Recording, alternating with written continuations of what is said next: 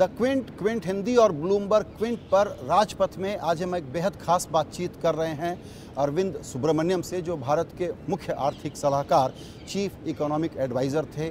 अभी अभी उन्होंने ये पद छोड़ा है और इस वक्त हार्वर्ड यूनिवर्सिटी में उनसे जुड़े हुए हैं।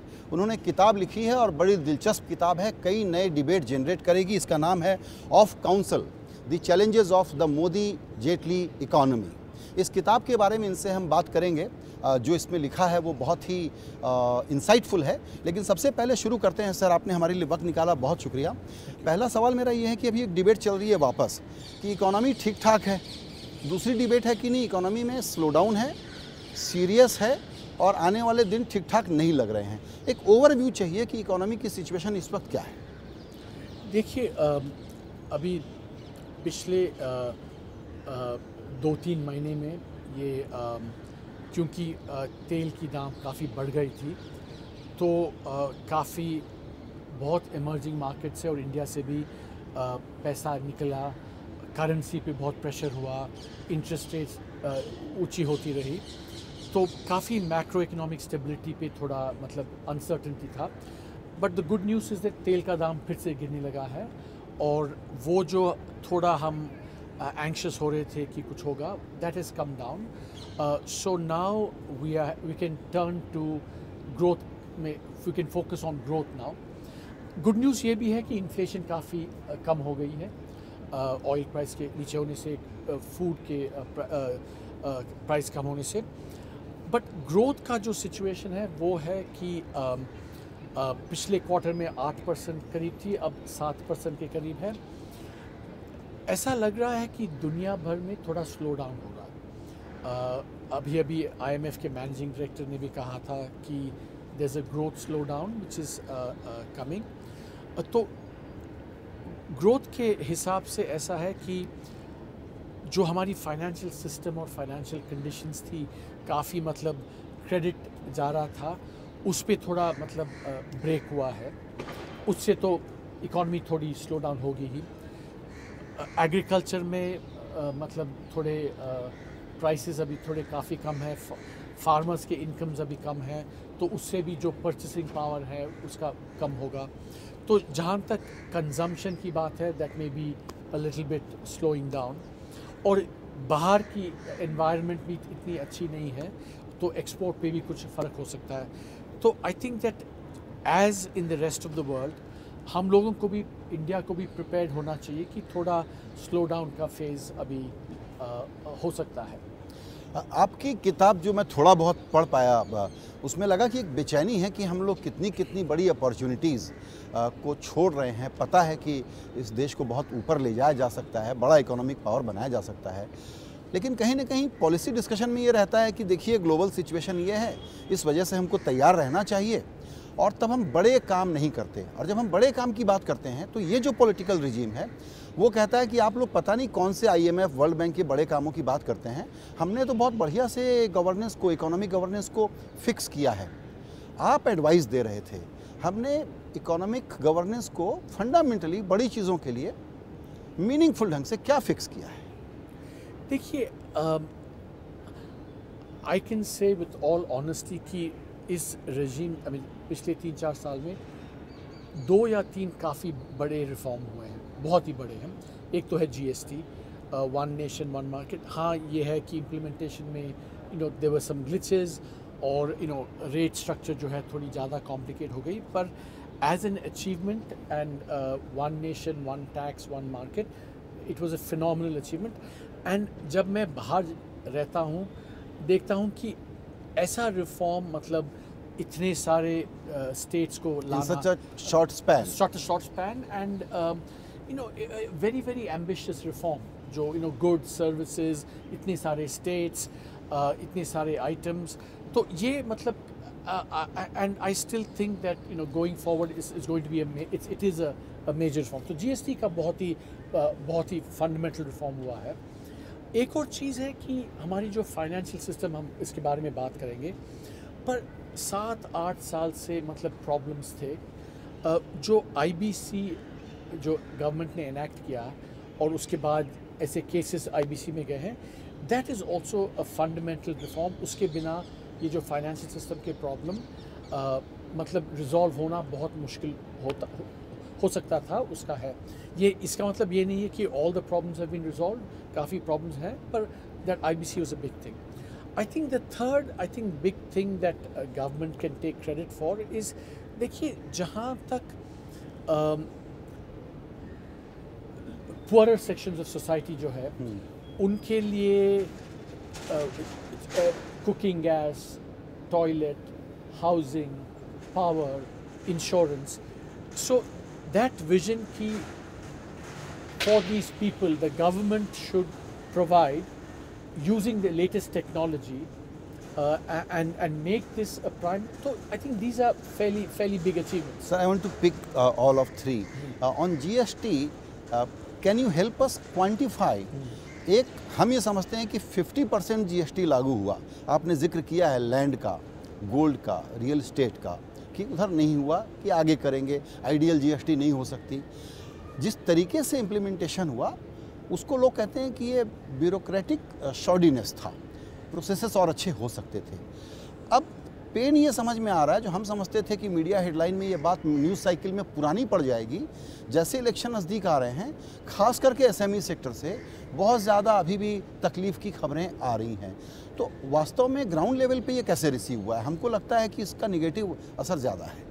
देखिए जो जहाँ तक ये जो पॉलिटिकल इम्प्लिकेशंस है, पॉलिटिक्स जो है वो तो मैं समझता नहीं हूँ, तो वो so I don't know how much is this, पर it is true that SMEs पे दे वर अफेक्टेड, पर I think the GST council did respond to many of those concerns. Simplification करना, रेट्स को सिंप्लीफाई करना, rates को कम करना। सो I think इसमें थोड़ा पर्सपेक्टिव रहना चाहिए।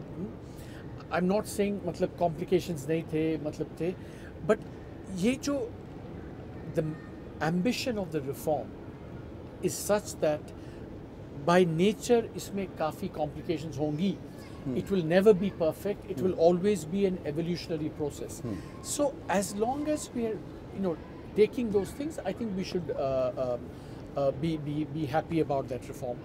और इसका जो improvement scope for improvement is lot, and I'm hoping कि over time हो सकता है और होगा। Right. IBC बिल्कुल बोल्ड और क्लैरिटी के साथ, लेकिन उसका जो इम्प्लीमेंटेशन और डिले है, क्या मैं ये कह सकता हूँ कि 1/3 सक्सेस दे सकते हैं या 50% सक्सेस दे सकते हैं?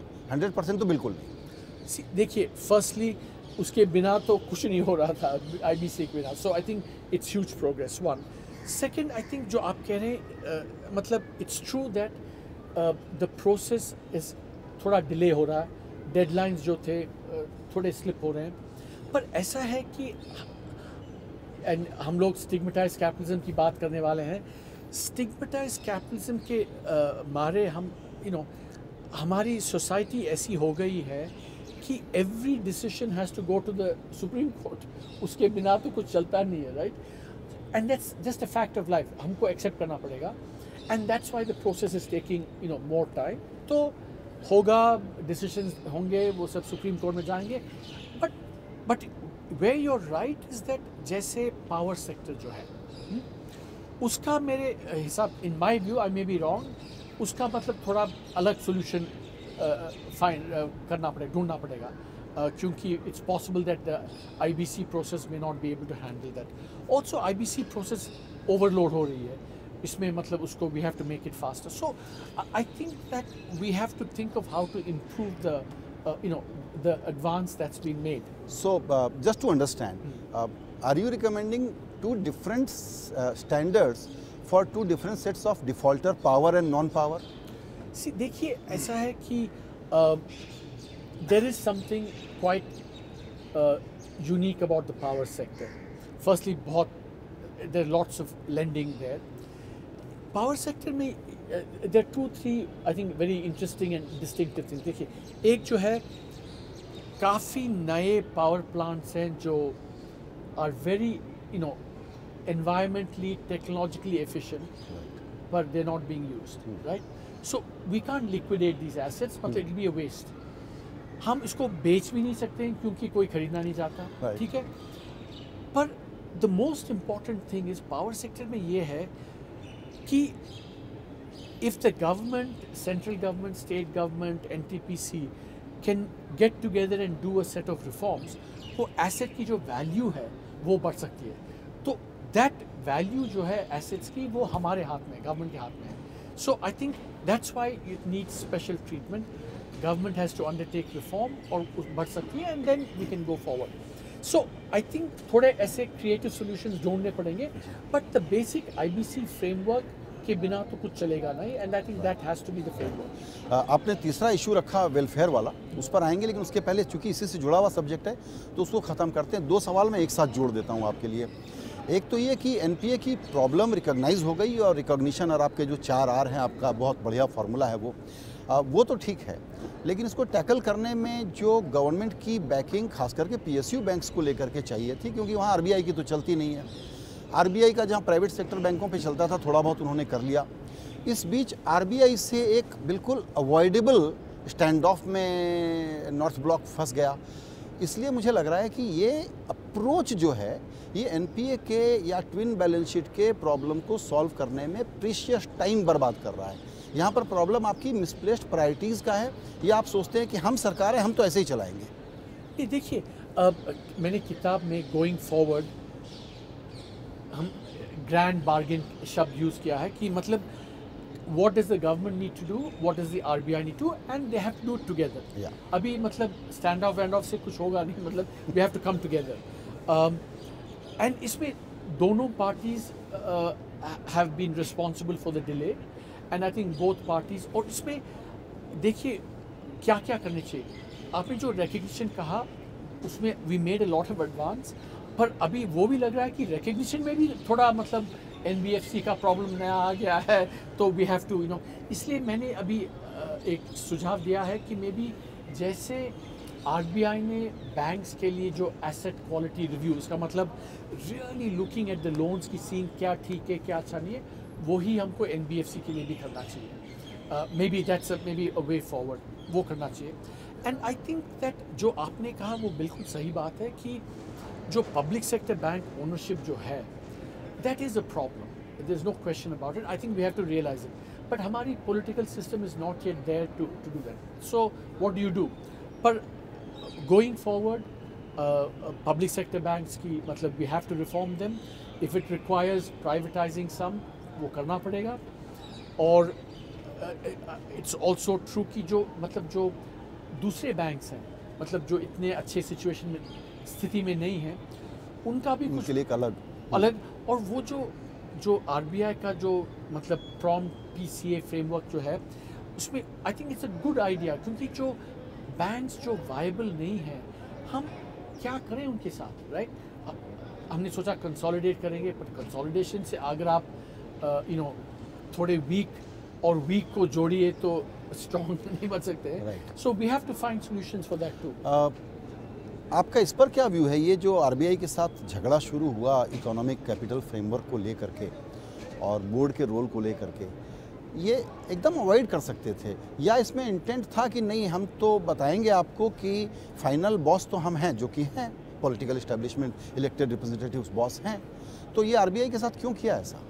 देखिए, देयर टू डिफरेंट इश्यूज हैं. एक्सेस कैपिटल की जो बात है, I think that is a legitimate technical issue. वो उसकी तो बात हो सकती है, क्योंकि ये तो इशू मैंने 2 साल पहले रेज किया था. I think there is a technical issue which I think now solution ये है कि एक कमेटी होगी, they will decide, and that's I think a good solution. जहाँ तक वो जो बिगर इशू है गवर्नमेंट आरबीआई का रिलेशन, कौन बॉस है कौन बॉस नहीं है, देखिए डेमोक्रेसीज में ultimately politicians are accountable to the people, so they have maybe slightly higher status, maybe, but ये भी है कि all democracies have realized that having independent agencies are valuable for democracy. ये नहीं है कि थोड़ा बहुत तो creative tension होना चाहिए भी, right? पर all this should take place against the background कि जो हमने मैंडेट दिया RBI independent functioning, independent decision making, I think that has to be respected. I think because it is in everyone's interest. Finally, it's also in government's interest कि मतलब institutions strong रहे, RBI अपना काम करे. So I don't think it should become a matter of who's boss. Was it avoidable? देखिए ये तो ये question जो है it's a very complicated question क्योंकि it's not a question of economics. It's a bigger question, right? इसमें politics है, individuals हैं, personalities हैं, तो it's a much bigger question. So should we say that RBI definitely needs some more reforms and modernization, the way it functions? At the same time, autonomy is non-negotiable. Exactly. I think that's a very good way of putting it. I think that's exactly right. जैसे ये जो इतने finance sector के problems आए हैं, IL&FS का problem आया है, Yes. ये मतलब अच्छा, IL&FS पे सब किसी को पता ही नहीं. आपका व्यू सुना, ये पता नहीं वाले पे मेरा कहना है कि ये डर्टी सीक्रेट था, पता सबको था, इसको एजेंडा पे लाना नहीं था. जब बात हाथ से बाहर निकल गई, 90,000 करोड़ रुपए स्टेक में आ गए और ऐसी सरकार के दौरान आए जहां पर कि हम तो गड़बड़ नहीं होने देंगे, हम तो क्रोनी कैपिटलिज्म के खिलाफ हैं, तो अब आपने कुछ कट पेस्ट ऑपरेशन किया है. ये सोल्यूशन भी नहीं है, नंबर 1. नंबर 2, पूरा NBFC ठीक से रेगुलेटेड नहीं है. तो क्या, थोड़ा एग्जेजरेट करते हुए मैं ये कह सकता हूँ कि IL&FS दरअसल पॉलिटिकल क्लास का एक छुपा हुआ ATM था, उसको रखे हुए थे बगल में. अब जब बात हाथ से बाहर चली गई है तो अब कह रहे हैं अच्छा फिक्स करते हैं. देखिए ये आप ज़्यादा जानते हैं, मेरे से आप ज़्यादा जानते हैं, तो but I will from a financial system pure regulation point of view I'm asking this. Pure from regulation point of view. No, I think the fact that IL&FS happened without anyone knowing, it's a failure of regulation, no question. Now, who's responsible? I think we have to look into it, but we should not. जो आपने पहले कहा था, therefore RBI also has to reform. I mean, we should not have these problems happening again. So in this case, is it RBI to be blamed more or the government to be blamed more? Yeah, I think everyone. Because everyone thrives in grey area of regulation, ना sir? नहीं तो मतलब ठीक से regulate करना पड़ेगा. I think we have to do it regulate and it has to be done together. जैसे क्योंकि देखिए जैसे ये NBFC में ये हाउसिंग का बहुत रोल है और उसका रेगुलेटर कोई और है. तो I think we have to have some consistency and coordination of regulation also. Right. Sir, we are talking in the backdrop of election outcome from these 5 elections results of the states. We don't know which way it will go. But the general commentary about political mood is that there is anger, especially among the farmers. दूसरी तरफ आपने जो welfare schemes की बात कही तो उसमें मेरा सवाल मैं थोड़ा सा एक लंबा एक्सप्लेनेशन के साथ पूछना चाहूँगा. ऑल्टरनेटिव वेलफेयरिज्म आपने वर्ड यूज़ किया है, यानी कि अगर मैं कोर इकोनॉमिक गवर्नेंस के थ्रू डिलीवर नहीं कर पा रहा हूँ तो फिर मैं बैंडेड वर्क करूँ, मैं क्वालिटी ऑफ लाइफ इम्प्रूव करने के विजिबल साइन क्रिएट कर दूँ. टॉयलेट होगा, बिजली होगी, बल्ब होगा, LPG होगा, कुछ और सुविधाएं होंगी, इंश्योरेंस होगा, उससे लगेगा कि कुछ अच्छा हो गया लाइफ में. लेकिन ये सब लास्टिंग सॉल्यूशन नहीं है. तो जो वेलफेयरिज्म का जोर रहा है और अब जो हम रूरल डिस्ट्रेस देख रहे हैं, एग्रीकल्चर डिस्ट्रेस देख रहे हैं, दिस हैज़ नॉट वर्कड. देखिए but these are 2 separate issues. Agriculture का जो ये है, I think agricultural stress is a real issue. I think we should recognise it. और इसमें ये मतलब पजल है एग्रीकल्चर में. जब ड्राउट्स थे 2 साल तो farmer incomes were affected. But puzzle ये है जब ड्राउट्स नहीं थे, अच्छी फसल हुई थी, अच्छी मानसून हुई थी, फिर भी क्यों फार्मर इनकम्स, क्यों प्राइस इतने क्यों घटे? That is what I think we need to address. तो इसमें देखिए मेरा इसमें बुक किताब में लिखा है कि we have to find more and more ways of direct transfers to farmers. You know, if you want to safeguard farm incomes, क्योंकि ये जो MSP और procurement का जो formula है, it has worked for cereals but it has not worked for other sectors. And मतलब we have to think about more creative solutions to this problem. तो क्या अब एक सडनली रियलाइजेशन हो रहा है कि जिसके लिए कोई भी पॉलिटिकल क्लास हो वो सबसे ज़्यादा सेंसिटिव होता है फार्मर्स को लेकर के और कहता है हम आपके इशू एड्रेस कर रहे हैं. तो अब जो बात समझ में आ रही है वो ये है कि इन्फ्लेशन को कंट्रोल रखने का कुछ ऑब्सेशन ऐसा है कि ज़्यादा पैसे देने नहीं है क्योंकि उससे महंगाई बढ़ेगी. लेकिन अगर आप किसान को पैसा नहीं देंगे, रूरल वेजेस नहीं बढ़ेंगे, रूरल डिमांड क्रिएट नहीं होगी, तो आपकी इकोनॉमी ग्रो नहीं होगी।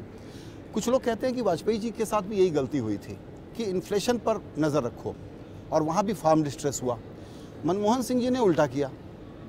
अब इस सरकार में भी इन्फ्लेशन पर ज़्यादा नज़र है, फिस्कल डेफिसिट के एक नंबर पर ज़्यादा नज़र है, इसलिए कहीं बहुत ही बड़ी पॉलिटिकल गलती तो नहीं हो गई कि एग्रीकल्चर के इशू को ठीक से एड्रेस नहीं किया, जो आपकी इकोनॉमी का एक की ड्राइवर हो सकता है।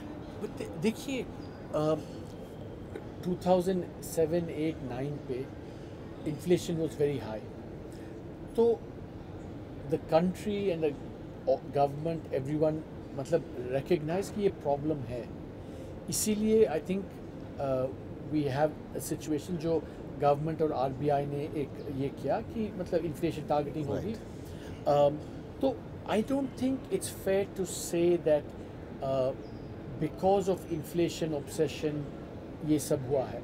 I think there is a broad consensus in our society कि ज़्यादा इन्फ्लेशन नहीं होना चाहिए, 4-5% है वो, एंड ब्रॉडली टारगेट अभी तो स्पेस है सर, 3%, 3.25% पर अगर हम हैं तो अभी स्पेस तो, but that is different from saying कि मतलब ज़्यादा इस पे ज़्यादा नहीं होना चाहिए, एग्जैक्टली ऑब्सेशन। हाँ, तो I think we have to balance that.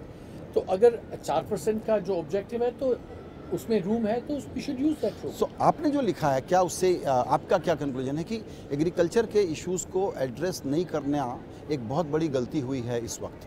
देखिए गलती, all I know is that, या रॉन्ग प्रायोरिटाइजेशन कि आप क्रॉप और एमएसपी का इंप्रेशन क्रिएट कर रहे हैं लेकिन ग्राउंड पे हेल्प नहीं कर रहा है उनको।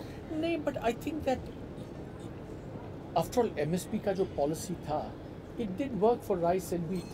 सो I think that you know policy makers genuinely think MSP is a good solution. After all, that was MS Swaminathan जो एक्सपर्ट थे, उन्होंने भी यही रेकमेंड किया था, राइट? तो ये एक्सपर्ट का रिकमेंडेशन है।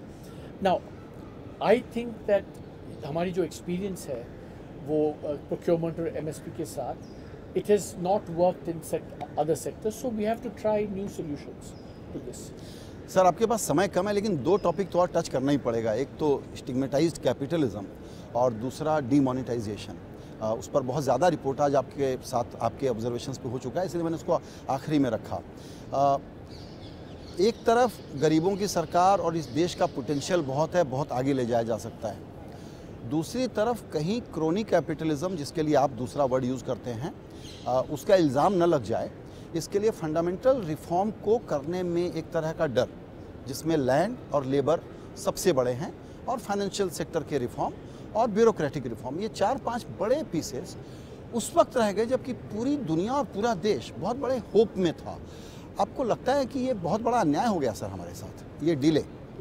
देखिए आई थिंक स्टिग्मेटाइज्ड कैपिटलिज्म जो है, it is been a problem for many years, 20-25-30 साल से चल रहा है, राइट?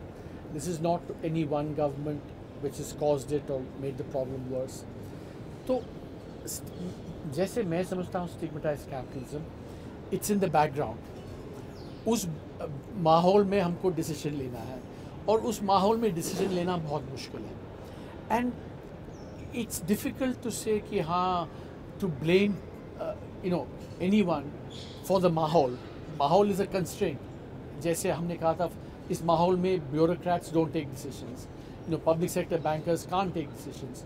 तो तो इसीलिए हमारे सोसाइटी में more and more these decisions get transfer to the judiciary, because stigmatized capitalism के बैकग्राउंड में द ओनली वन इंस्टीट्यूशन जिसका जो credibility people think has credibility is the judiciary, Supreme Court. तो but I think you are right कि मतलब long run में हम कैसे स्टिग्मेटाइज्ड कैपिटलिज्म को हटाएं। I think how do you create faith in government, that is the challenge. So current government, which had the immense unimaginable political capital, had the understanding and boldness and wise counsel from you, and still we did not make any significant progress on this path. I think देखिए IBC का जो है, it is a major reform effort which ये stigmatized capitalism के माहौल में ये हुआ है. So I think it's a major step forward, and let's see कि हम क्या अगर हमारी फाइनेंशियल सिस्टम पे if you can make progress then that will be big okay sir, demonetisation अभी भी आपके लिए पजल क्यों है? मतलब अब तो बहुत साफ है कि वो एक इरादे से किया गया था, वो इरादा इकोनॉमिक रैशनल का इरादा था ही नहीं, पॉलिटिकल था। देखिए आई स्टिल थिंक दो पजल हैं, बहुत बड़े पजल हैं that I have raised here, right. पहला पजल ये है कि आपने कहा पॉलिटिकल, राइट। पहला पजल ये है कि देखिए ठीक है आपने कहा पॉलिटिकल, राइट, पर अगर ये बात सही है कि डिमोनेटाइजेशन का इनफॉर्मल सेक्टर पे काफ़ी इफेक्ट पड़ा, supposing you think that and many people say that, then why was it election में people voted in favour of it? And it is a big puzzle because ये America में भी ऐसा एक puzzle है कि लोग रिपब्लिकन पार्टी को जो गरीब लोग हैं वहाँ पे भी सोशल वेलफेयर स्टेट है, why do they vote for Trump who is taking away the social welfare state? The people who need it the most are voting for the policies that remove it. तो वैसा भी ऐसा demonetisation का एक puzzle है, that's one. Second puzzle ये है, that's a political puzzle. Second economic puzzle ये है कि देखिए डिमोनेटाइजेशन का इनफॉर्मल सेक्टर पे कॉस्ट हुआ, उसके थोड़े व्हाटएवर देवर डिजिटलाइजेशन कैश, ये इसके बेनिफिट भी थोड़े थे, but the fundamental question is कि अगर आप 86% कैश रिमूव करेंगे, आप दुनिया के किसी भी इकोनॉमिस्ट से भी बात कर लीजिए, that is a very extreme action. कोई भी कहेगा आपको इसका इम्पैक्ट जीडीपी पे बहुत ज़्यादा रहेगा, पर हमारे देश में इसका इम्पैक्ट 86% कैश जो घटा और जो जीडीपी का इम्पैक्ट हुआ, दे नो कनेक्शन। हम किताब में लिखते हैं कि नवंबर 2016 या दिसंबर में हम जो नोबेल प्राइज विनर पॉल क्रूगमैन जो बातें बहुत समझते हैं उनके साथ बात हुई थी कि क्या इम्पैक्ट हो सकता है, और ही वाज सेइंग कि अगर 86% और बहुत होगी तो इसका बहुत इम्पैक्ट होगा, पर compare to that the impact was less.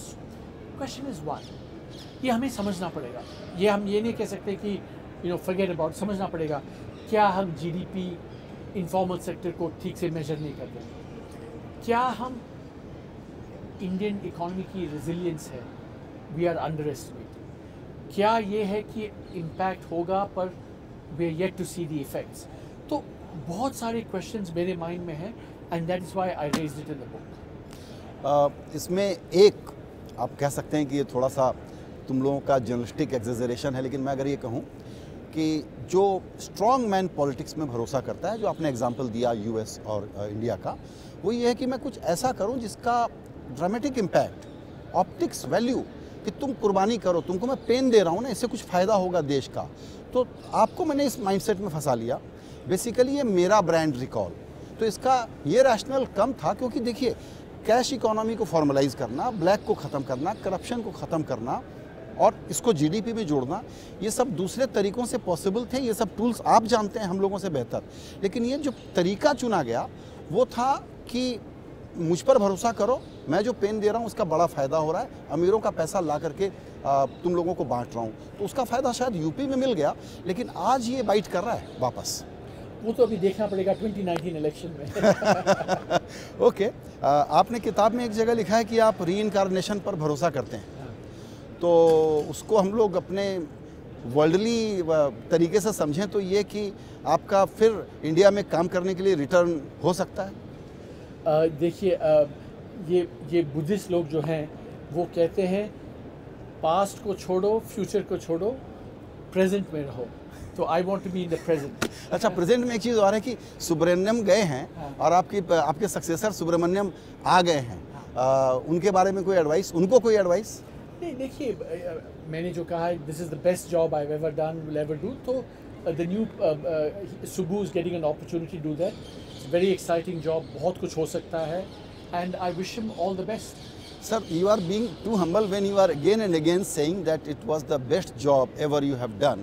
But at one point you mentioned that my one biggest failure was not to be able to contribute in the space of agricultural policy. And that is the core of the failure of this government, not yours. Okay. देखिए, all governments, all individuals, we make mistakes, have successes. This is life. Okay, sir. All the best for your future endeavors, and I hope to see you soon back in Delhi.